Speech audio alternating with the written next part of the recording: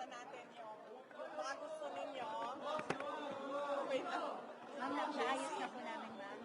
Yes. Ang sabi ni JC, Pimentel, current relationship with Aimee, Remulla Escudero, and the cadet was sanctioned. Hindi na cadet ito.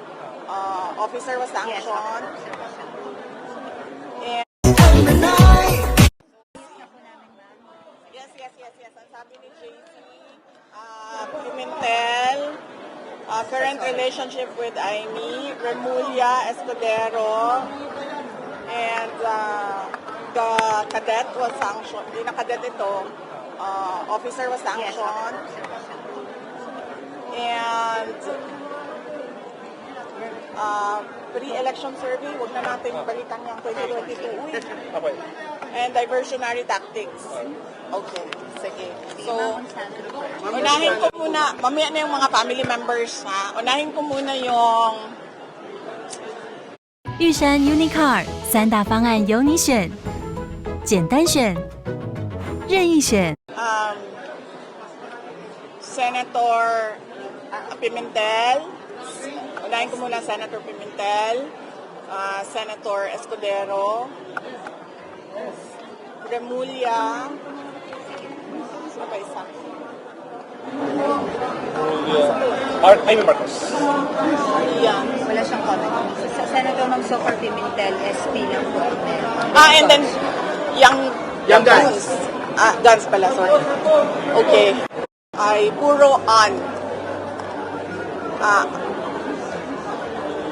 unusual, unbecoming, unhinged. Ano yung isang nila? Esperanza, ma'am. Hindi, may eh. Sorry. Yeah, unhinged, unusual, unbecoming, Uncalled for. unsound mind, and what was the other one? Uncalled for. Hindi, meron pa isa.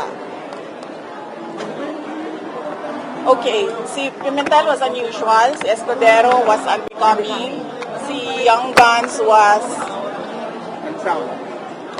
unsound is Remulla, unhinged is one of those, and then Young Guns is unstable. Unstable. Mental unstable. Yes. So, yung lima na yan, yun lang naman yung gist ng mga sinasabi nila. And, unahin na muna natin, dalawa kasi siya eh. One is legal, doon kay DOJ, and then one is a demand for a psychiatric exam doon sa House of Representatives naman. Okay. So, unang-una,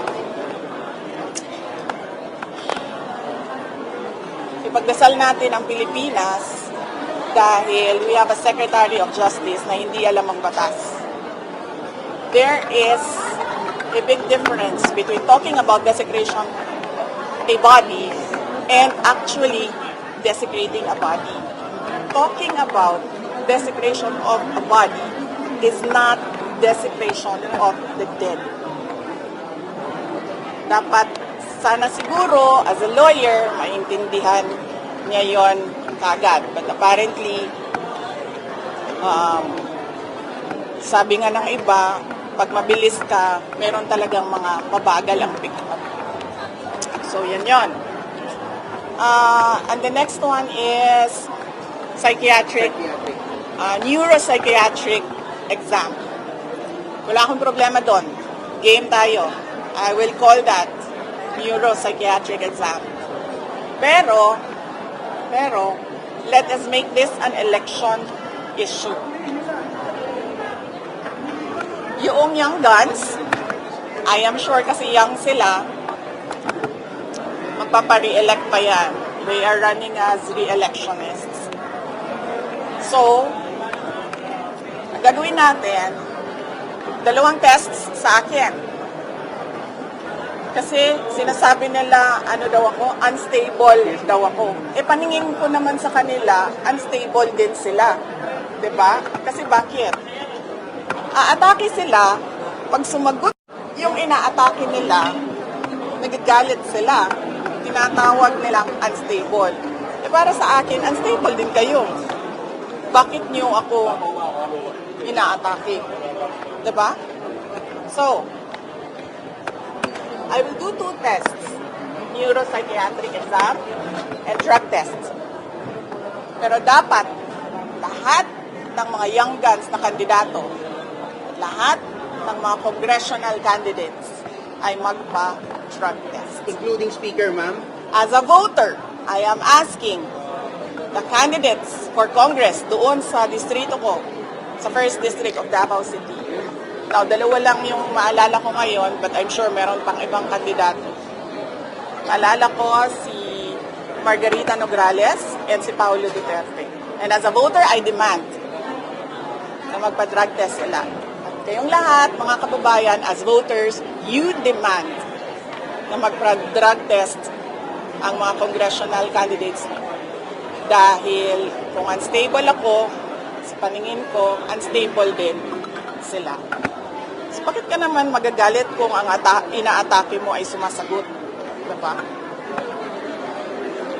Yes? Red? Yes, ma'am. Okay ka dyan? Yes, ma'am. Okay, sige. Sandro. So, okay tayo dyan. Wala nang problema dyan. Yan ang demand ko ha. 2 test sa akin, 1 lang sa kanila. O, dihado pa ako. Pero ma'am, sinasabi niyo rin na unstable sila. So, dapat meron din silang neuropsychiatric test. Hindi, pinapadali ko na lang kasi sa kanila eh. Kasi, diba? Para madali tayo. So we call on the Philippine Medical Association, the Philippine Psychiatric Society siguro, is it called that way, to set the guidelines para sa amin. Lahat. Okay? Lahat ng butante mag-demand ng drug test sa ating mga congressman candidates kasi unstable din sila. Saan po dapat gawin ang drug test, ma'am? Sa private hospital o sa public hospital? We need independent third-party hair follicle testing. That is why we are asking the help of PMA, tulungan nyo kami, to set the guide. Kailan nyo ma'am gusto mangyari yung test? Pag kinol na nila, okay na tayo. Hindi pwedeng 3 months after ha, kasi hindi magdodroga yan ng 3 months, tapos na yung testing nila. So, anytime. So dapat Dapat naman, ngayon na.